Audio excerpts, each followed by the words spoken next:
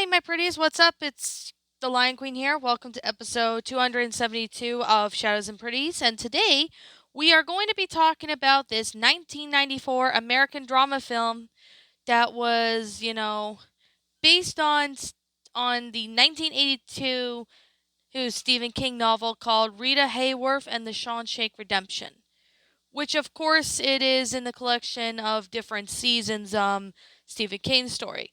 So, this movie, Shawshank Redemption, stars, Morgan Freeman and Tim Robbins.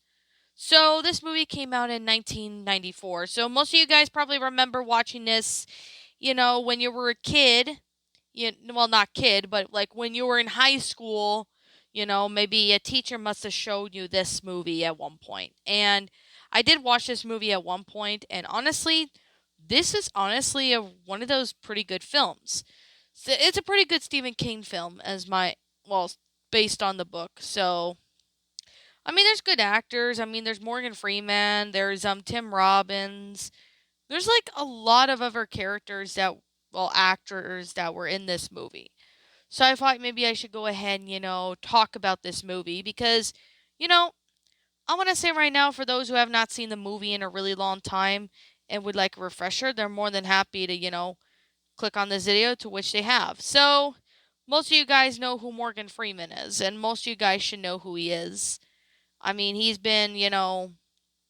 like 86 years old as of today, and honestly, I'm surprised he's still kicking for so long. So, I'm going to go ahead and, go with what this film is about to be about. In case if you guys who have not seen this movie in a long time, or for those who want a refresher. So, this takes place in Portland, in Maine. So it's basically, a city and popular in the US. So basically, the year takes place in early 1947. Then banker Andy the differences arrives at the Shawshank State Prison to serve two conclusive life sentences of murdering his wife and her lover. He is befriended by Ellis, aka Redding, a contraband smuggler serving a life sentence who procures a rock hammer and a large poster of Rita Hayworth for Andy. Assigned for the work of the prison laundry, Andy is frequently assaulted, which of course, unfortunately, it does happen to mostly, it happens a lot to men and women when they're in prison. They get violated, did did pretty much. So then fast forward, I'm not gonna. You probably should know. Lots of unfortunate news, jail stuff. Yeah, bad things happen. Inmates get really violated a lot in prisons, depending on why and what they're in for. So fast forward in 1949, Andy overhears the captain of the guards, Brian Headley, complaining about being taxed on an inheritance and offers to help them shelter money legally. After an assault by the sisters, they nearly kill Andy and Hadley, who beats and cripples Boggs, who is subsequently transferred to another prison. Andy gets not attacked again. Warden Samuel Norton meets Andy and reassigns him to the prison library to assist elderly inmate Brooks Hatton, a front use of Andy's financial expertise to manage the financial matters of the other prison staff guards from another prison. And the warden himself, Andy, begins writing meekly letters to state the legacy he requesting funds to improve the prison's decrepit library. So Brooks is paroled in 1954 after serving 50 years, but he cannot adjust to the outside world and even eventually hangs himself. The Leicester State then sends a library donation that includes a recording of the marriage of Figaro and plays an expert over the public address system and is punished with solitary confinement. So after his release from the solitary, Andy explains to a dismissive Red that hope that he is what gets him through the sentence. So fast forward in 1963, Norton then begins exploiting the prison labor for public works, profiting, undercutting skilled labor costs, and receiving bribes. Andy launders uses the money to the Alice Randall Stephens. But then sometime later in 1965, Andy and Red befriended Tommy Williams, who is a young prisoner incarnated for burglary. Burglary. I apologize if I, don't pronounce stuff right. A year later, Andy helps out pass a general educational development exam, although Tommy reveals to Red and Andy that his cellmate at another prison claimed responsibility for the murders which Andy was convicted. Andy brings the information to Norton, who refuses to listen, and when Andy mentions the money laundering, sends Andy to solitary confinement, and Hadley fatally shoot Tommy underneath the guise of an attempt to escape. So Andy refuses to continue with the money laundering, but Norton threatens to destroy the library, remove Andy's protection by the guards, and move him towards the worst conditions. So Andy gets released from solitary confinement after 2 months. He then tells a skeptical Red, and he dreams about living in pretty much a fourth largest city in the Mexican state of Navajo. I can't pronounce this name right here, but it is from, well, Mexican town on the Pacific coast. So I cannot say the name because it's hard for me to say it, but if you guys know how to say it, let me know. So Andy later on tells the suspicious caveman towards near Berkston, asking Red to promise once that he's released to retrieve the package that Andy buried here. Red worries about Andy's mental well-being, especially when he learns that Andy asked his fellow inmate for some rope. So the next day's roll call, the guards find Andy's cell empty, and Ray Norton throws a rock at the poster of Rachel Welch hanging on from the cell wall, revealing the tunnel that Andy had dug with his rock over the hammer for the past 19 years.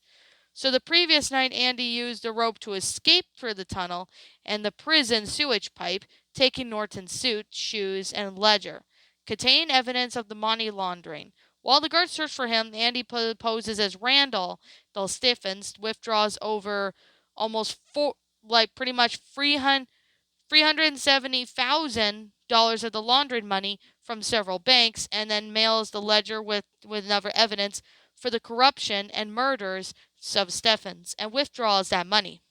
All the laundered money from the several banks, though, of course, he murders at the Shawshank Redemption state prison to a local newspaper. The state police arrive at Shawshank and take Hadley into custody. While Norton commits, oof, to try to avoid arrest. By the following year, Red is paroled after serving 40 years, but he struggles to adapt to life outside the prison and fears that he never will.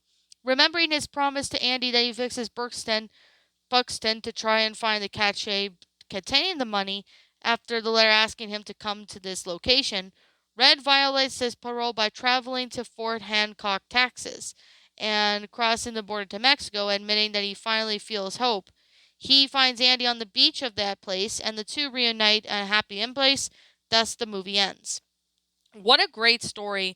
I honestly really do like that this is honestly a really well-made story and development. I mean, Stephen King, when he wrote this book, this story into it, it honestly was pretty nice. So, the film that took place over 3 months in, the Ohio State Reformatory, also known as the fictional Shawshank Redemption prison, that it was taking place. I mean, this is honestly a pretty good movie.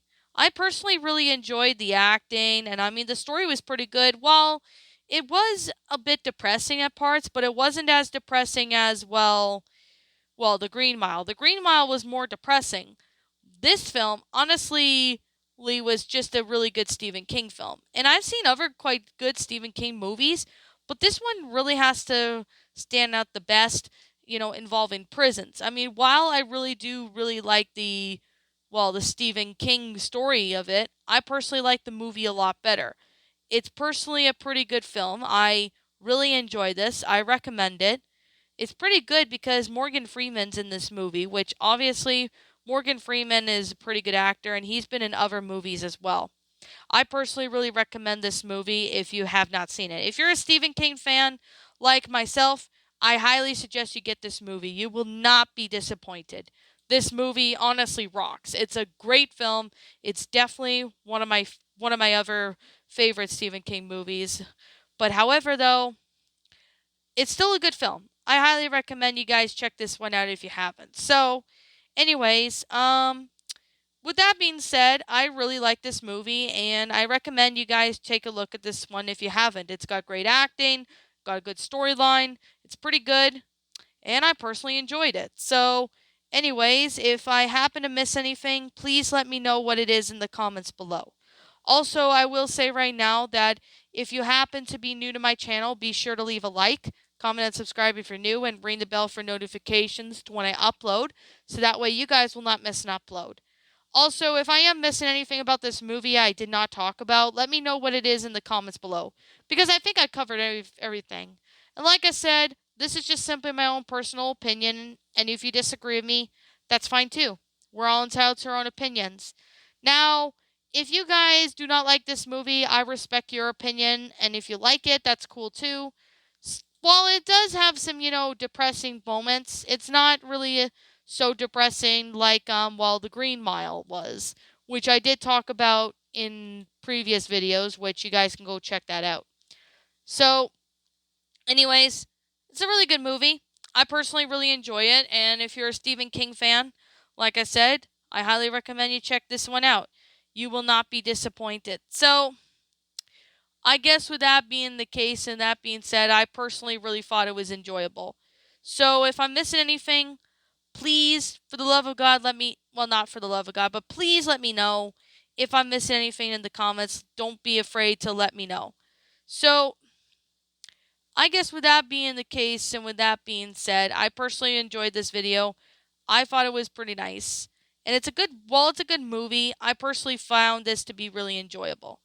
So anyways, with that being the case and with that being said, what did you guys personally think of this story? Did you enjoy it? Did you not? Also, what you have done personally to help make this story a lot better? Feel free to let me know what you guys think in the comments below. Like I said, feel free to subscribe to this channel if you're new. Also, I want to say right now that if you want to go check out my Twitter account as well as my DeviantArt, links to those will be in the About page section on my channel, so you guys can go follow me on there if you like. Also, I am going to say right now, be sure to subscribe to my backup channel, known as Miss Dark Shigo, in case if you guys want to go, follow me on there as well. Be sure to subscribe to me on that account. And as always, I'll be seeing you all in the next video. Peace out. And like always, if I'm missing anything, like I said before, let me know what it is in the comments below. I'm sure I have covered everything, but if there's something I'm missing, you're more than welcome to let me know in the comments. And as always, I'll be seeing you all in the next video. Peace out. And like always, I'll see you all next time.